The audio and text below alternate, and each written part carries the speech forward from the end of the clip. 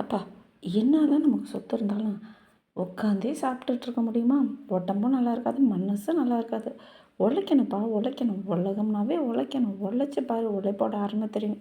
நம்மள தான் முயற்சி பண்ணுறோம், முடிய மாட்டேங்குது. என்ன பண்ணுறது? நீங்களாவது ட்ரை பண்ணுங்கள். உலகத்தில் எப்படி எப்படியெல்லாம் இடம் இருக்குது. அப்பா இப்படியெல்லாம் ஒரு இடத்த பார்த்தே ஆகணும்டா. நல்ல பணம் சரி சம்பாரி. ஒரு டைமாவது சுற்றி பாருடா.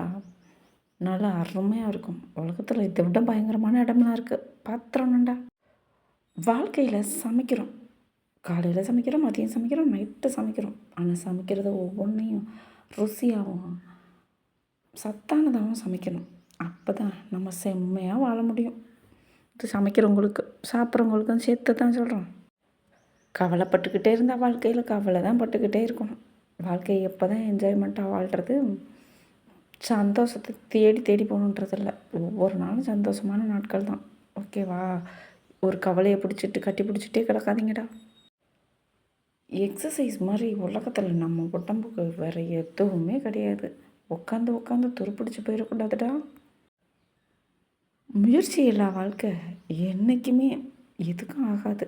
முயற்சி பண்ணும், முன்னேறலாம். சப்ஸ்கிரைப்